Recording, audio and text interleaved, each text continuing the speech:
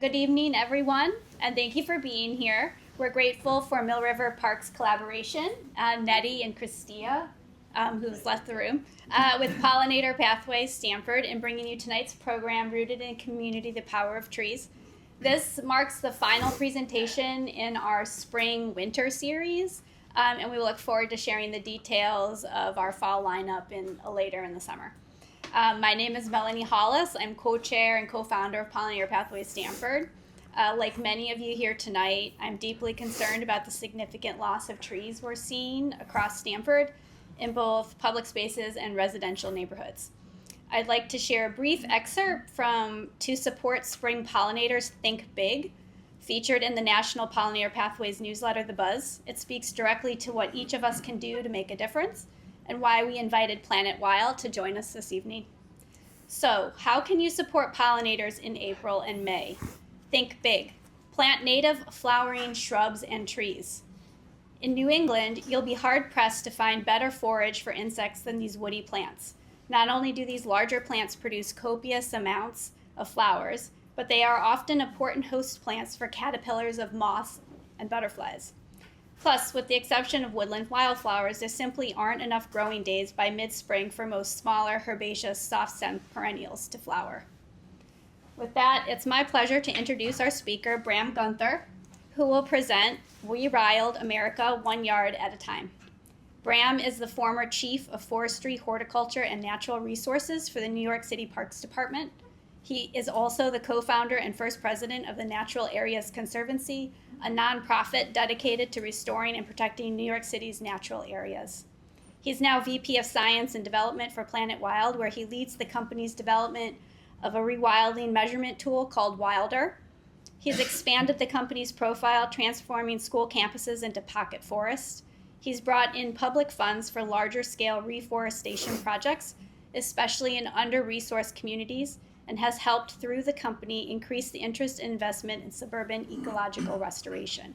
Please join me in welcoming Bram Gunther. Thank you.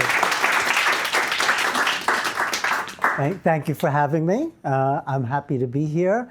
Before we talk about nature, I just will show off some of my Connecticut bona fides.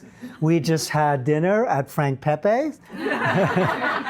I went to school in New Haven, so I am a fan of Connecticut pizza, and whenever we come to see clients in Fairfield County, and we have a bunch of them, we always build in a trip to either Frank Pepe or Sally's. And I always take my summer interns, and I've had 7, and I make them vote, Sally's or Frank Pepe. Who's winning? Sally's by 1 vote. I have a new intern this summer. We'll see what she says. Anyway, I wanted to show off a little bit of my Connecticut bona fides. So I am Bram, as you know, and the only other thing I'll add to my bio before I get into this is that I am a New York City boy, born and raised on the Upper West Side of Manhattan, and spent most of my life in New York City. My personality is very city-shaped, even though I live in suburbia now. And in that switch from the city to suburbia, I took some of the skills, many of the skills that I learned in looking at the New York City landscape, and transposed them to this setting. And it has really helped us as a company to be able to use some of that skill set that I learned in New York City, both on the job and just by being there in New York City, growing up there. So, sorry, thought you had a question. Got it. That's okay. So let me start Planet Wild. Planet Wild started about 7 years ago, 7, 8 years ago, and we have restored, I'm trying to think of the number, hundreds of sites in just Westchester and Fairfield County, all different types of land types, and I will get into that as I progress in the deck. But our overall goal is to rewild America 1 yard at a time. 60%, and I know this is salient for you folks, 60% of the US is privately owned land. East of the Mississippi, that number is 80%. There are no large tracts of land to preserve anymore. They're either developed or they've already been preserved. So that switches the calculus to looking at our landscapes as they exist now. And as we know, you know here, I know from New York City, I know from Planet Wild, that the landscapes, the open spaces are in fragmented, highly developed areas. They're usually small scale. So how do you take this? This is what we can work with now and turn that into nature restoration. So that's essentially the theme now. For us, the Rewild America 1 yard at a time comes from our experience in this region. It has national implications, which I will get into later in the deck, but let's start there. Next slide. This is, not that I need to tell you, but I'd like to have this slide anyway. It just sort of reinforces why we, Planet Wild, are doing this, why I think everyone in this room feels like this is an important community thing to do. So we are losing biodiversity. I just want to make the distinction. We are not losing nature. Nature will be here far past our species. It's a very changed nature, but what we are losing is biodiversity. And in losing our natural inheritance, we are simplifying nature, we're making it less resilient, we're making it less complex. I would argue that we are losing a bit of ourselves in losing biodiversity, not our spiritual, soulful selves. So it's a good reason to remind ourselves, to remind myself why I'm in this game in the first place. In 20 years, the fleeting time it takes for a human baby to grow into a young adult, the country has lost 22% of its butterflies. I'll let that stand. Next slide. However, what I've been hinting at in the first slide is the new conservation frontier is the American lawn. Sometimes I refer to it as the third great wave of conservation. The first great wave is our national parks, our state parks.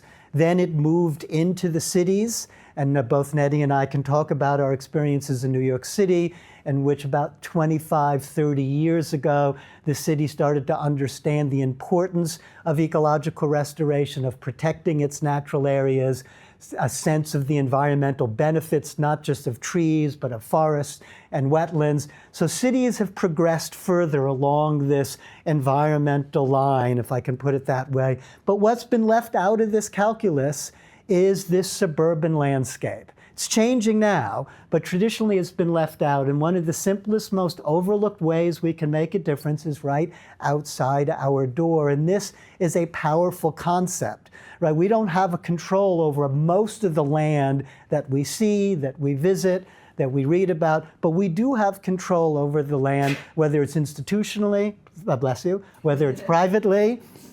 And so this is the new frontier, and there is 44 million acres or more of lawn and turf across the country. If you add warehouse space, commercial space, campus space, it's at least another 20, 30 million more acres of these open, mainly turf, tree-dominated spaces. Our focus now tonight is that sort of 44 million acres. But either way, these pieces, fragmented spaces that are eminently interconnectable, are the next way for us to reach local, community, individual and family, regional and state, and I hope again, federal environmental restoration and sustainability goals. Without private land, we won't reach that. In New York State, in this new bond act, which is I think about 2-3 years old, the $4.2 billion bond act that was voted in 3 years ago, they call out private land in a way that it's never been called out before. And another example is the New York State Department of Environmental Conservation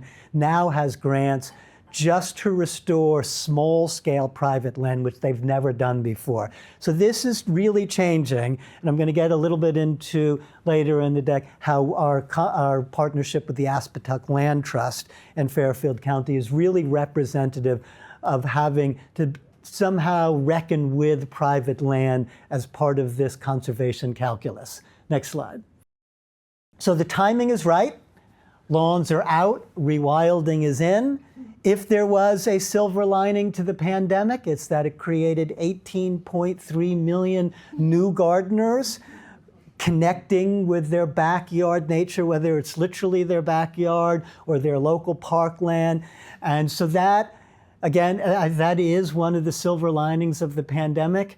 And rewilding is not, this movement and this popularity is not out of nowhere. It is very much in sync with the environmental movement in general, which a lot of people, sort of mark the modern environmental movement with the Silent Spring, Rachel Carson. It moved into more rural areas, which is where you can protect some of our rarer wildlife and biodiversity. It moved into the cities, as I mentioned before, at least in New York City in the mid to late 1990s, also through a bond act, through, if everyone remembers, Governor Pataki. That was a bond act in the mid-90s, which brought for the first time lots of state money to New York City. But now it's happening in our suburban context, which is where most Americans live.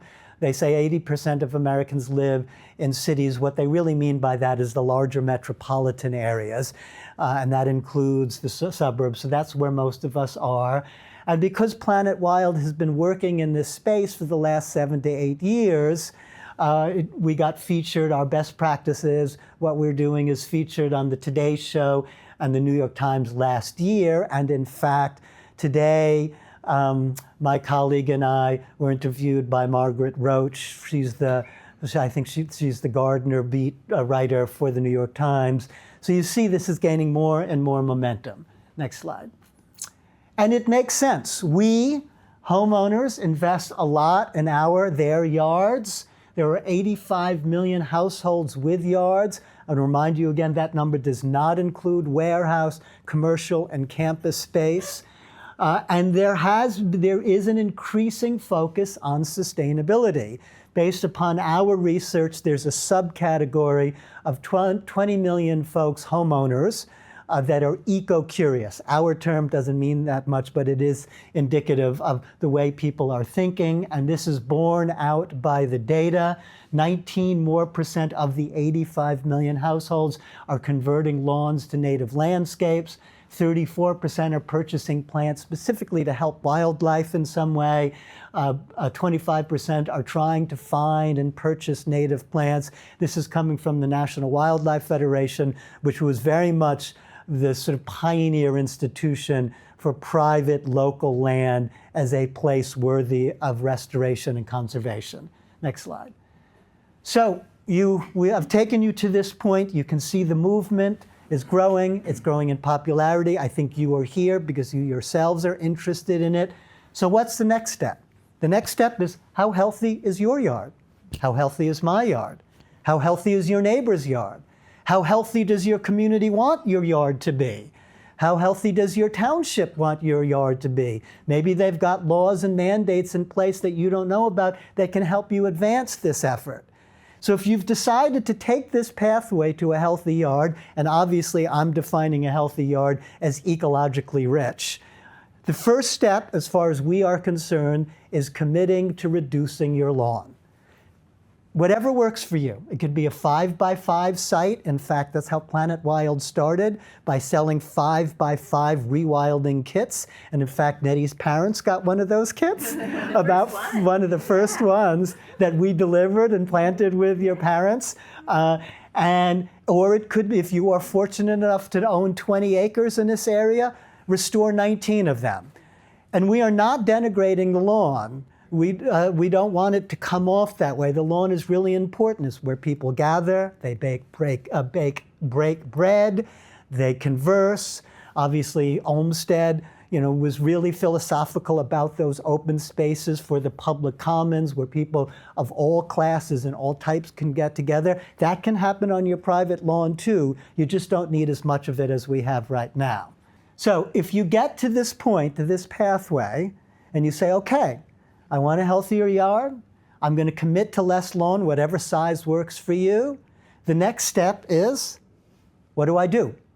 This is the most complex part. Based on our research and based upon our experience, this is the step where people go, I don't know what to do now. Great, I want to do this. I'm not trained to do anything in nature. How do I do it? So Planet Wild's answer is wilder. There's two forms of it. I'm going to be talking about this one now. It's a measurement and recommendation system to rate the impact of ecological restoration, especially focused on suburban, private, and institutional land, which is the space where we work.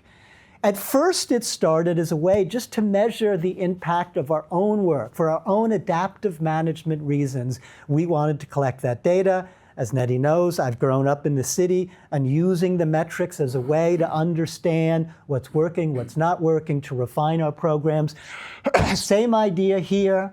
In something that is very emblematic of my time in New York City, I put together a science advisory board, in this case led by Doug Tallamy. So he helped us develop this system, and everyone can see the whole, okay. And so we are collecting data on 4 different streams for this field-based methodology, which is one of the reasons I've had so many interns trying Frank Pepe's and Sally's.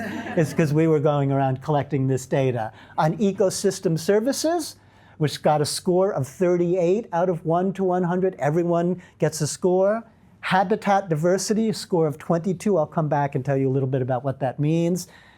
56 for yard management, which is the landowner's decision-making for that land, and a 20 on diversity, which is really just a measurement of pollinator activity on a site. I don't know if this is a made-up Wilder scorecard or a real one, but either way, the score here is 41 out of 100, and the ecosystem services is measuring carbon capture, stormwater management, and heat. Heat, both reduction for energy as well as heat reduction for cooling. Our summers are getting hotter as a refuge from that heat. Habitat diversity is measuring the amount of native species and native plant populations. So you can see that's a 22, that's relatively low. Yard management, that's decision making, like how often do you mow? Do you use chemicals? Do you not use chemicals? So this person has got a 56, not so bad.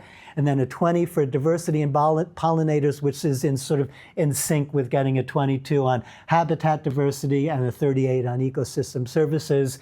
So you get a score of 41, which we see as optimistic, right? Because it shows how much potential this yard has to increase the richness and complexity of its biodiversity. And in fact, we say it in our little narrative to them. Your land provides more ecological benefits than meets the eye. A few small changes could double your wildlife value this season. So this tells you, if I haven't said it before, we are a for-profit company. So you can see that our text is written in a very for-profit kind of way, pithy and very simple. But this is the way, if our goal is to reach those 85 million landowners, and as well as warehouse landowners and campus landowners, this is the language we need to speak. Next slide. So the next step is, okay, so now you have this recommendation through your Wilder score, and you have a roadmap of sorts. But you still have to have best practices. In this case, I'm going to talk about Planet Wild's best practices, similar to lots of other environmental organizations. But then how does that translate for an individual? We'll come back to in a second. So we have at the very beginning, if we have a job and we sign a contract with somebody, we'll start with a Wilder assessment. That's a baseline of the ecological value of this space. And I should say it could be a 1/16 of an acre, or it could be 50 acres. This is the spectrum of size of sites where we are working on. We design for native habitat, always. As we do our best to compose a set of species that we know will work well together to create a dynamic, thriving ecosystem. As much as we can, we try to buy ecotypical plants. Do people know what I mean by that? Ecotypical? Native. Native to the area, and more specifically in a nerd way, they're having genetic material that is native to the history of this area, which means that they are directly over time adapted to the wildlife of the area. So those interconnections are going to be more robustly supported by local genetic material. It's hard to get. However, that is increasing. New York State yesterday came out with a $46 million grant to increase the regional native plant supply chains throughout the entire state. There's a funny story to this, it's worth telling. That $46 million was originally part of an Biden IRA grant. Trump got in, he took it away, of course. They reapplied New York State, and somehow it got through. And so they're trying to spend it as quickly as possible before, hey, how did they get that? In fact, that grant is pushing Planet Wild towards growing its own ecotypical plants for our pocket forests, which I'll get to in a second. Ecological management, this again works for businesses, nonprofit organizations, as well as individuals. Leave everything. 50 years ago, the leaves were not walking themselves to the landfill, right? Everything that drops, the branches, the stems, the leaves, should be there. It's food, it's shelter for all the vast amount of species that you find in any ecosystem, whether it's small or large. We have an obsession, a neurosis about organization, about controlling. We are a controlling society. This is letting it go a little bit. Now, some of our clients do want us to make it neat, so we might mow it once and put it in the gardens, put it in the garden beds. I myself just let it fall. I don't do anything. I just leave it be, but I'm a single man with just a cat and a son, so I can get away with it more easily. But nevertheless, leave it, cut out the chemicals. We don't need them. On the mass scale that Nettie and I experienced in New York City, there was a rationale for using chemicals, although in our time we cut the chemical use in New York City by 85%. Stewardship, in general, but for us is always within the community context. So whenever we're working with stewards after a project, we're trying to understand the laws and mandates of that town, what the local land trusts and environmental organizations are recommending, what neighbors are doing. So that's a really important part. And then over time, there has to be some level of assessment and monitoring. On an individual level, it's just looking at what's doing well and not doing well. And if you see one species not doing well, you're probably going to edit that out over time. Next slide.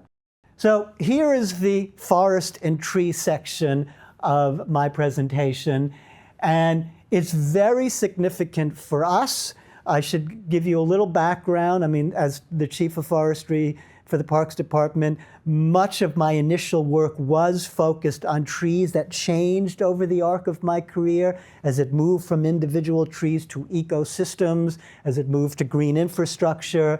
But the baseline environmental commodities of New York City are still those trees. And one of the things that happened in my time there was we were able to write these tree laws and ordinances only for publicly owned trees. Private land and trees is something that we could not figure out in New York City and still have not figured out. But publicly, and so we have these replacement formulas, but maybe the most emblematic part of this is that through the Department of Buildings, you cannot get your C of O, whether you're the Kushners or Trumps. Well, maybe now you can if you're a Kushner or Trump, but back then you couldn't. Everyone, to get your C of O, you have to fulfill your tree requirements. That is now law in New York City. So that is advanced tree protection and tree planting significantly for the city. But now, interestingly enough, a new plan called Forest for All has just come out for New York City, and it is trying to figure out that private space. How do you do that? Is it through incentives, like we tried to use with green roofs? But for us, for Planet Wild, coming back to Planet Wild, forests are becoming more and more important for us as a business.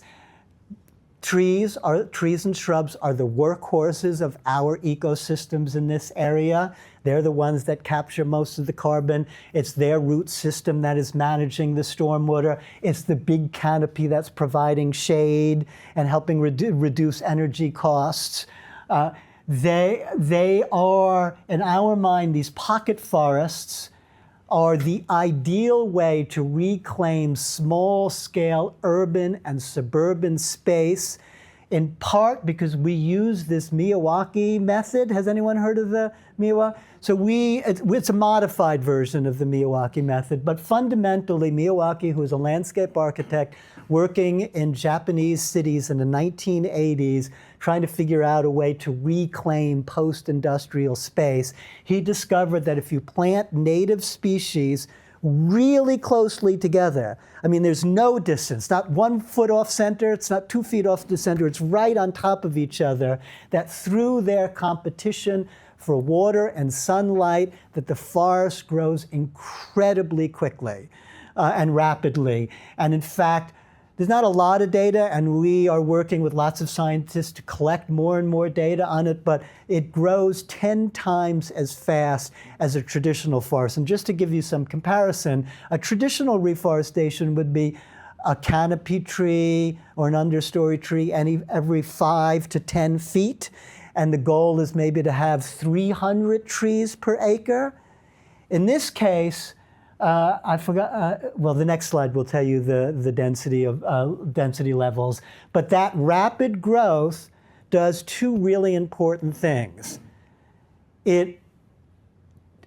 One takes off the invasive species pressure very soon into the planting.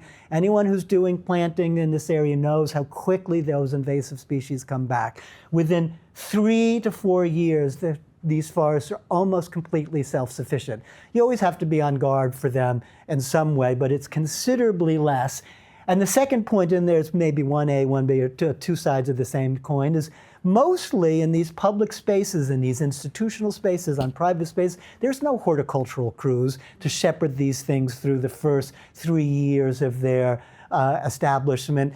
Meadows in particular, which a lot of our clients really want, and they are gorgeous, they are not the climax ecosystem of this area. So they take a lot of work forever to keep them as they are. Each year, those invasive species are going to make their way in, not with the forests. So small forest, big change. This is a school in Bridgeport, Connecticut. Next slide.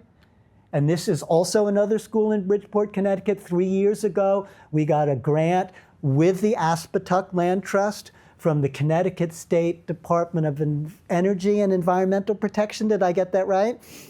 They have a climate smart forestry program, and we applied and we got money to restore pocket forests on 7 public schools across Bridgeport. I think it's Connecticut's poorest city.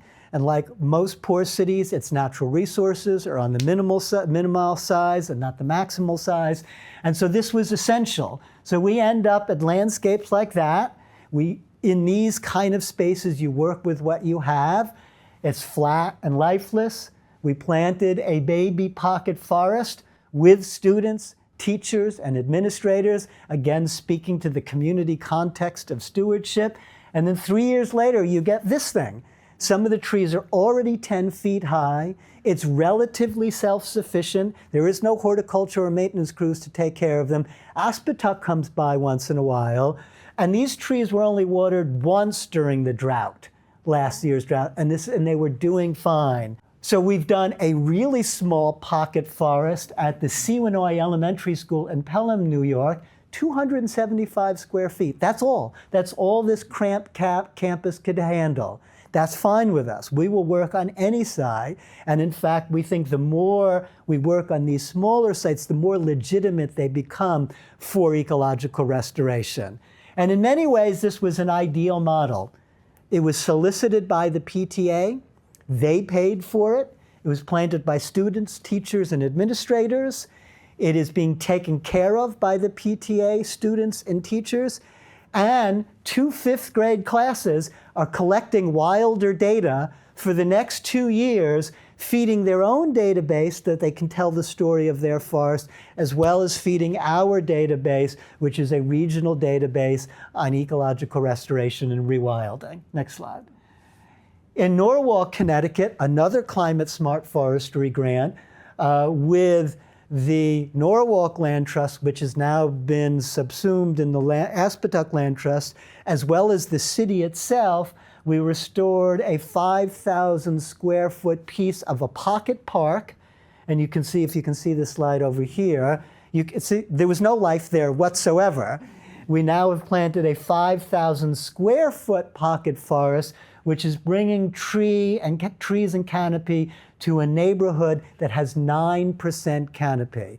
I don't think I need to tell you how low that is. So they really need these trees. It was a basketball court.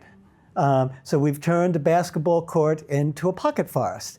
Now, for some people, that's not a good trade-off, and they told us that, but they built a new basketball court less than a mile away at the new school, so now everyone's happy.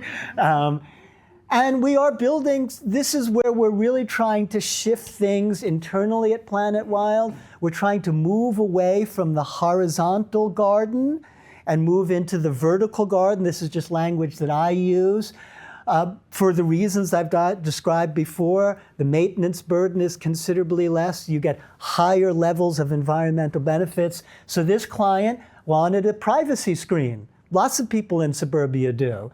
And we met with her, and she had in mind some maybe native version of a screen. And we said, what about a pocket forest? And she was convinced. This was planted a year ago. This was like 3 days after we planted it. And we know, we don't have pictures, unfortunately. Caprice and I were talking about that before while we were eating our Frank Pepe's pizza, that we need to go back. But it's now working as a screen. You won't be able to see that car anymore, which is my old car. I have a new one since. And it's providing a level of biodiversity that you wouldn't get from privet, of course, but you might not even get just from native arborvitae, just using that one species.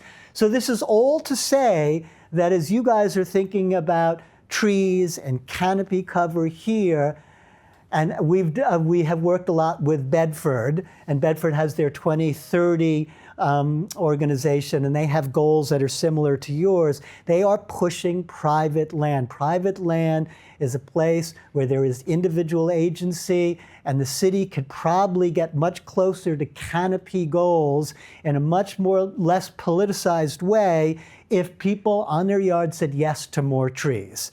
And we are experiencing that ourselves, both here and in Westchester County. Next slide.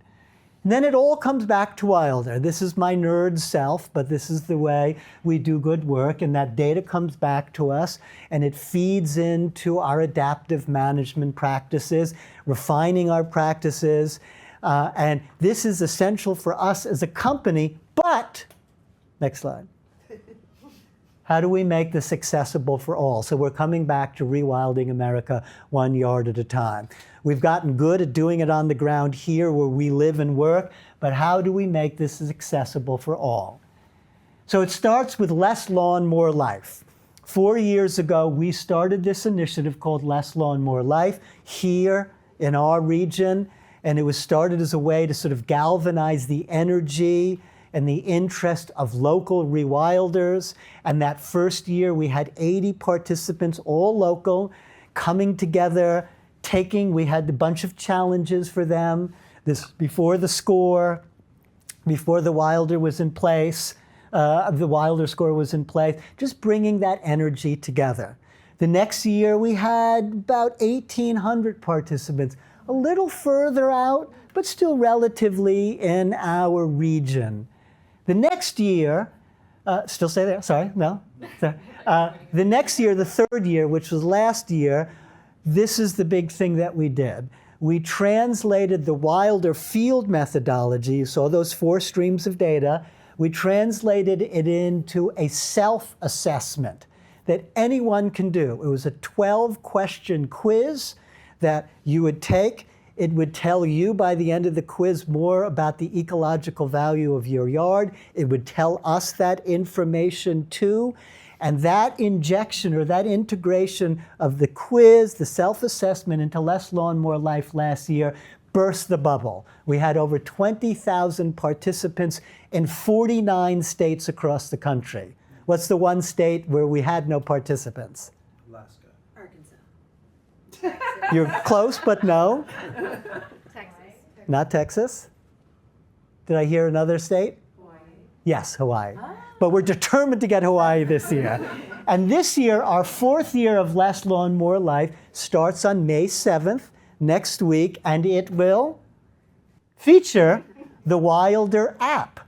a beta version of the Wilder app, a personalized guide to transforming your outdoor space into thriving habitat. So now you see the through line, right? This is how we get to everybody. And yes, it is ironic that we're using a phone to get people out into nature, but that is the way that you reach everyone. And I should say here that for me, I spent most of my career in municipal government or nonprofit. And like most government and nonprofit restoration work, it's project by project, region or space by space. And you can only get so far with that. Even big environmental restoration group, environmental organizations like the Nature Conservancy, it's still project by project, location by location. It is the for-profit mechanism of products or services, in this case a product, that allows us to get closer to that 85 million number. And that's been a big revelation for me, because for-profit is relatively new to me, but this is the way that we can make it go mainstream, which is our goal. Next slide. So some of the features of Wild are step-by-step guidance, which is what everyone wants. Progress and impact tracking, partly through your score, but through other means too. Maintenance support, which lots of people need. Community information and events, again, nesting this within the community context. Next slide. However, the biggest and the most unique part of the Wilder app is our plant recommendation engine.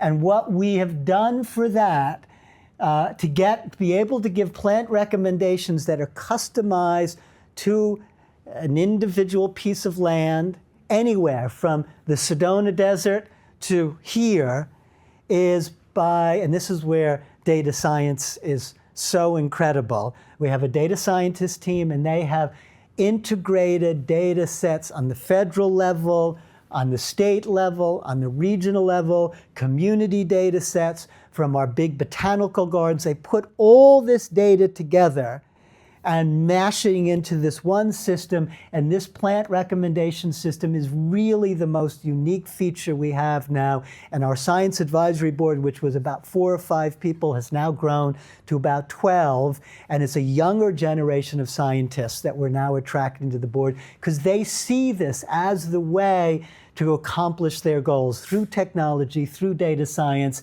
And you can see some of the institutions that have joined us, but this bar would now be much bigger. In the last month, we've grown this considerably.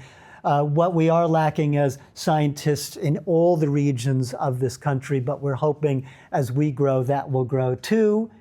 And then, next slide. Lastly, join us for Less Lawn, More Life on May 7th. Join the Wilder beta testing. This is another feature that makes it so special. We are asking anybody who's joining us to give us their feedback. No, that plant doesn't work in my yard. I don't know what you're thinking. Why haven't you tried this plant? No, it doesn't, this bioswale doesn't capture water. So we are going to refine this thing through you because it is supposed to be helpful for you. But it can only be helpful with that localized information. Not going to be as helpful if it stays broad information, which is how most of the science is. So this next year, it's all free, is our way of testing it on the ground from everyone locally to help us figure it out. In fact, we've put together a crew of Wilder experts, and these are just people all across the regions of America who are helping us refine this system. So we want to hear from you. So join us. Thank you very much for having me.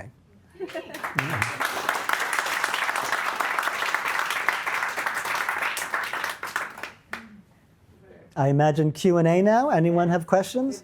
Everything that I plant, something eats. Does that mean I'm doing great or am I doing the wrong thing? It depends what's being eaten and who's doing the eating. There is inevitably going to be some eating, of course, because if you want to support caterpillars and insects, they're going to eat the food that they have evolved to eat or that they've adapted to eat.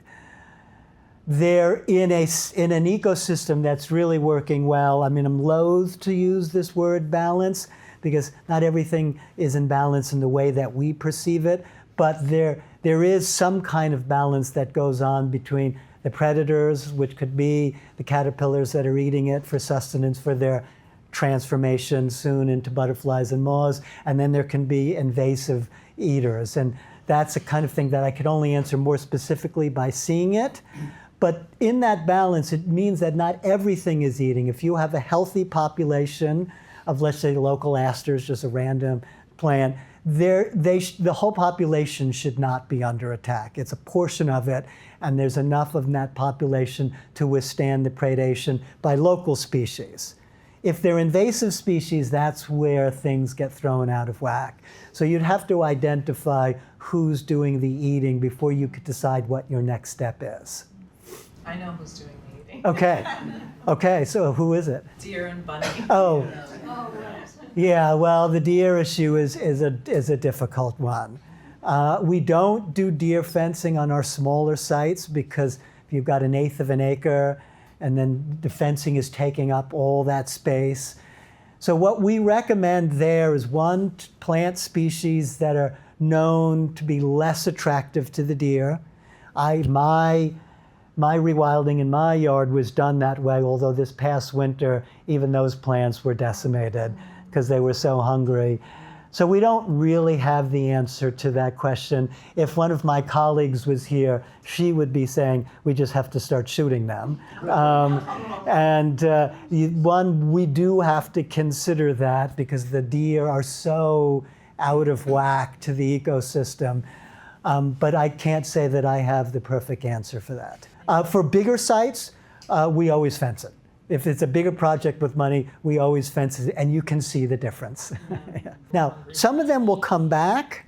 Now, that if it's a tree and they ate the leader, the tree the tree just is reproducing itself. The tree is roots, stems, and leaves. So we'll just move the root stems and leaves to a different place. So hopefully if there's less deer browse, some of the trees will come back. So it ate all my sweet gums that were baby trees, but I can see some of them are coming back. So I have a backyard. I'm here in Stamford, and Yeah. the back it's about 80 by 80 feet. It's a nice open space. It's kind of a desert right now.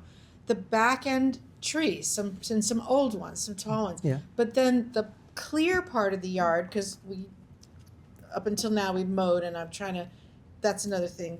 We can talk about gardeners and how they don't know anything about rewilding. But there's like this ledge. There's not a lot of soil. Like right through the middle of the yard, there's just stone. It's a little hard to grow plants where the soil is so shallow. Yeah. So I'm like, what can I seed something out there? Can I what? Can you say what was the word? It's like seed, Yeah. or plants like, I don't know, ground cover of some kind. Like what? It's like a weird, we got deep soil over here and we have ledge over here. Like, okay, how do I fix that, or how do I work with that? Without seeing it, my sense is that tough ground cover like Pachyra is a way to go. And then as some of, let me rephrase it, the plants themselves will change the soil. I mean, they're not going to get rid of the rocks, but they will change the soil around it. They'll make it deeper. They'll aerate it with their root growth.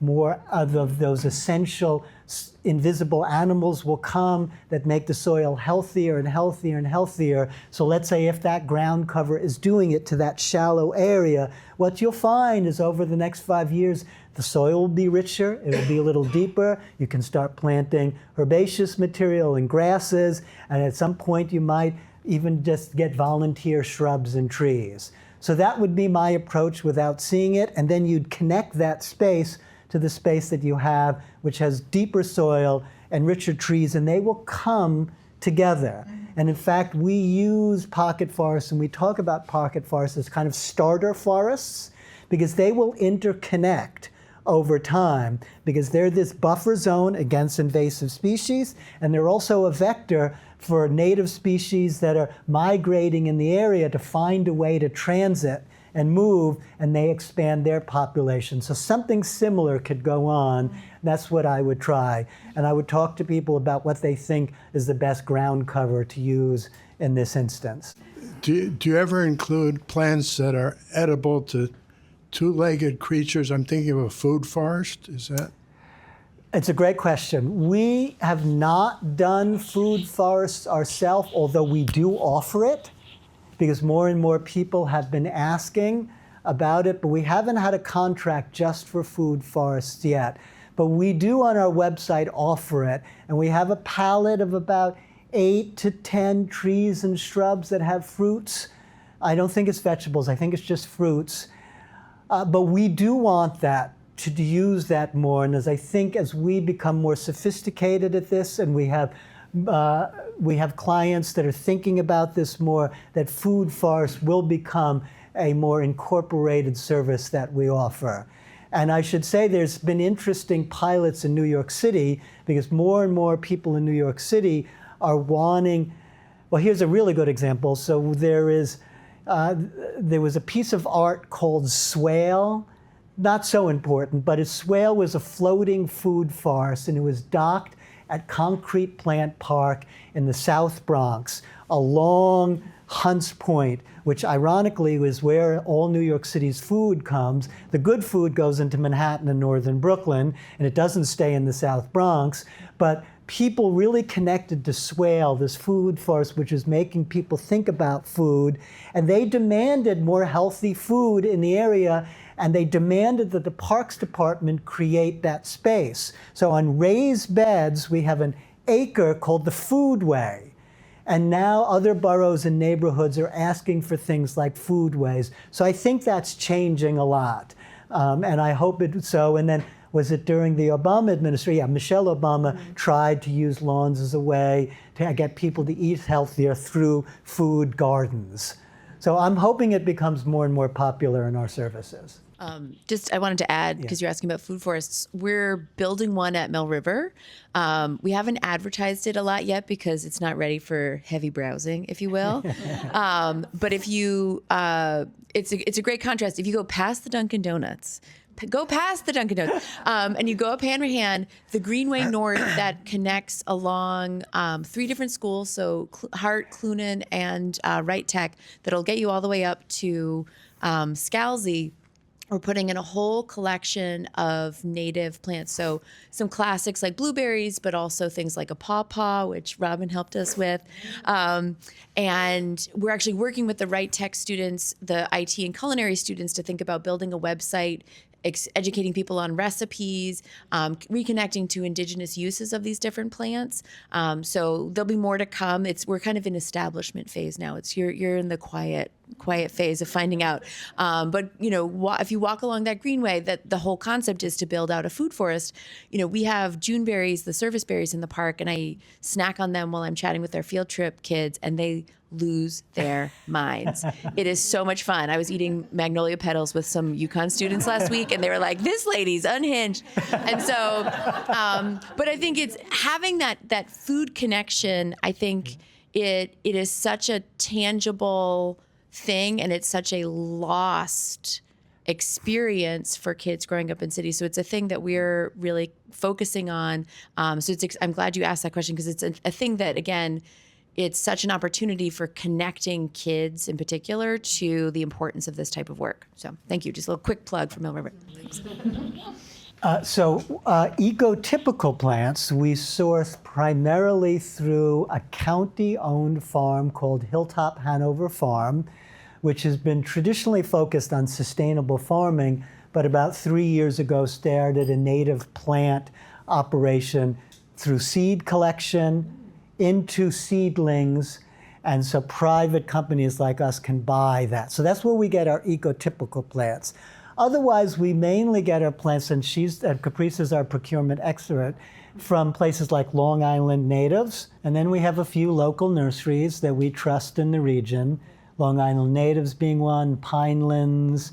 We also have in Connecticut Ecotype 59, which is a farm started at the Hickories by Dina Brewster.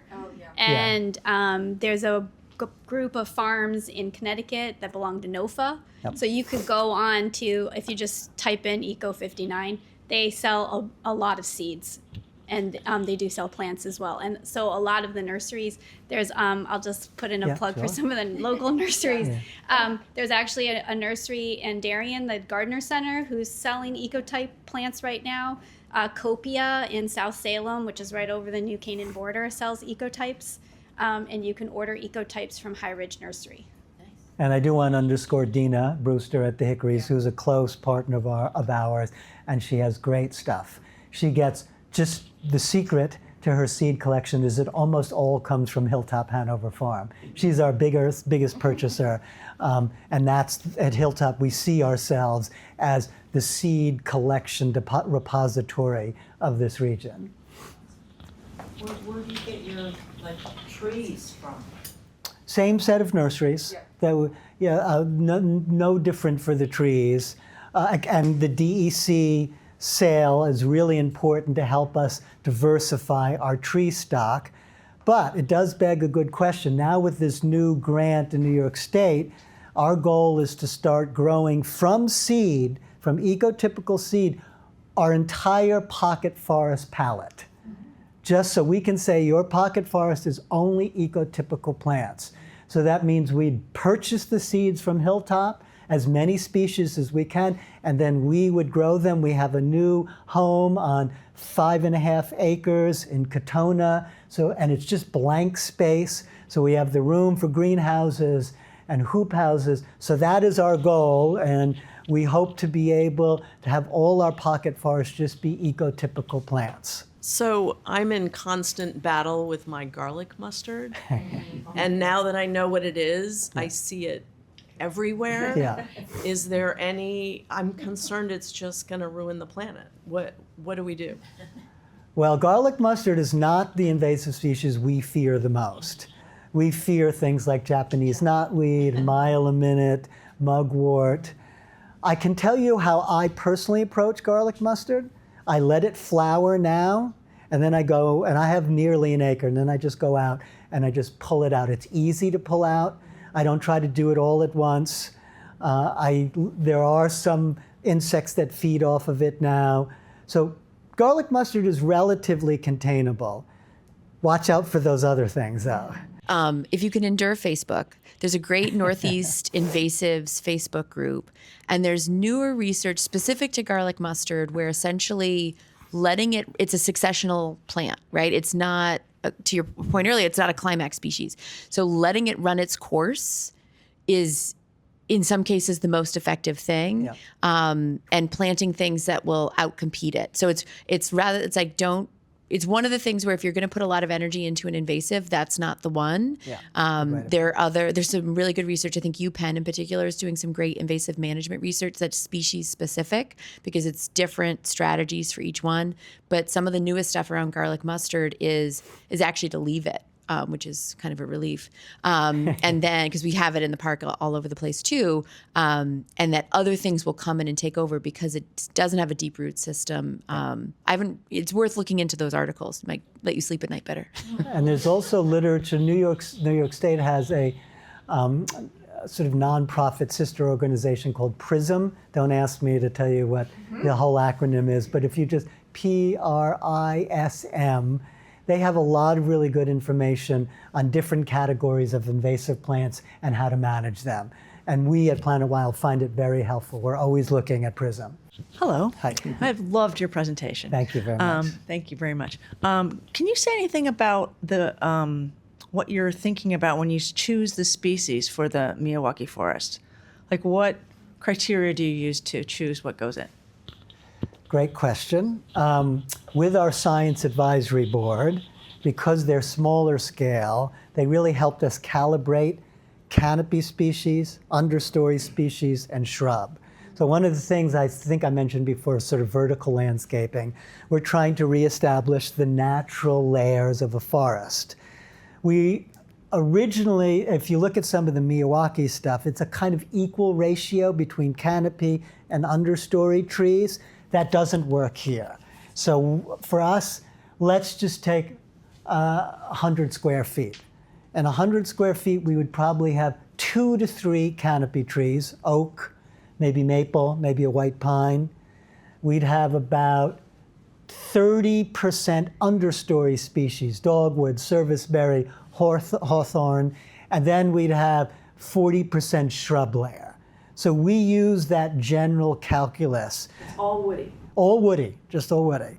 That general calculus of numbers. Now, in the species, we are choosing based upon where we're working. So in some of the Bridgeport sites, the schools are right by the sound, so you can feel the salt wind in the air. So we're planting salt-tolerant, sort of wind-tolerant plants that can handle it by the shore. If it's more upland, we'll probably be doing more maples or maybe hickories or walnuts. So everything depends upon where you are. But those are some of the guidelines we use at Planet Wild. Where are you? What are the conditions? And then the ratio between canopy, understory, and shrub layer. Do they tend to be needing to be in sunny places only, or do you have, park shade and shade mixtures? All three. Yeah, most of the pocket forests, since we're reclaiming open space, are full sun, like those schoolyards. But in that Norwalk site that I showed you, on the edge, there was some canopy. So we chose some partial shade-loving trees in that instance. And then at the small elementary school where there was some shade on just one side, we chose some plants that grow up in that shade, that understory plants in that case. The canopy trees always want the sun. So it really, I know it doesn't directly answer, but you have to, it's more about the guidelines that you use. It is very much of an art. It is a science and an art, and I don't think there's such a big difference between science and art. Thank you very Yeah. much. Thank you for having me. Yeah. I've got business cards too, if you want them. They're very handsome. I like to give them away. Look at that. Isn't that beautiful? I've never, ever had such a good-looking business card. No matter how much in the city I tried to get something more attractive. And to comply with